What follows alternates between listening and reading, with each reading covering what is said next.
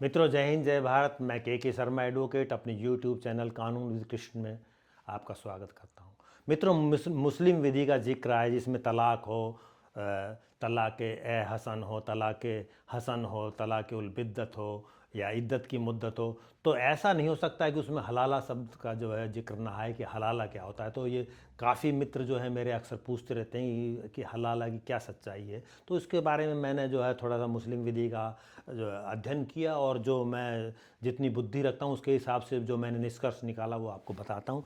तो मित्रों, हलाला जो है ये मुस्लिम विधि में कोई इसको बहुत अच्छा नहीं माना जाता या इसका कोई बहुत ज़्यादा महत्व नहीं है। और कई जगह तो जो मुस्लिम विद्वान लोग हैं वो कहते हैं कि जो है हलाला का जो प्रावधान है ये एक्चुअली जो धर्म ग्रंथ है उसके अंदर नहीं था, लेकिन बाद में ये जोड़ा गया है। कुछ लोग इसको हराम भी मानते हैं, यानी कि अच्छा नहीं मानते हैं, इसको अच्छी नज़र से नहीं देखते हैं, लेकिन कुछ लोग इसको मानते हैं। तो हर एक धर्म में अलग अलग दृष्टिकोण होते हैं, अलग अलग मत होते हैं।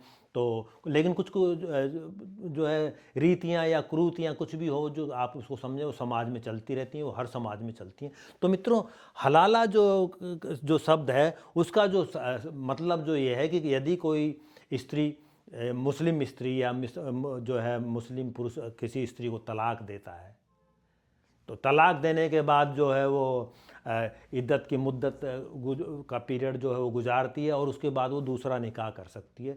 तो मुस्लिम विधि के अनुसार यदि कोई व्यक्ति तलाक देता है किसी स्त्री को तो उसी स्त्री से वो पुनः जो है निकाह नहीं कर सकता। और उसको अगर उसी से निकाह करना चाहता है तो उसको निकाह करने के लिए जो स्त्री को जिसको तलाक दिया उस स्त्री के द्वारा किसी अन्य व्यक्ति से निकाह किया जाएगा। और अन्य व्यक्ति के द्वारा जब उसको निकाह करने के बाद उसको तलाक दिया जाएगा, फिर जो पहला व्यक्ति जिसने उसको अपनी पत्नी या अपनी बेगम को तलाक दिया था उससे वो निकाह कर सकता है। तो ये जो बीच का जो एक रास्ता है कि वो दूसरे से निकाह करेगी, इस विधि को हलाला कहा जाता है। लेकिन मित्रों, जो जो मुस्लिम विधि है उसके अंदर ये बताया गया है कि जो हलाला है उसके लिए ये कोई प्लान तरीके से जो है डाइवोर्स देना या प्लान तरीके से जो है दूसरे व्यक्ति से पैसे देकर एक दिन के लिए निकाह कर लेना और उसके बाद उसको द्वारा तलाक दिए जाना और फिर पहले व्यक्ति के द्वारा जो है उसको निकाह कर लेना, तो इसको कहते हैं कि ये हलाला नहीं है, ये समाज की एक क्रूति है।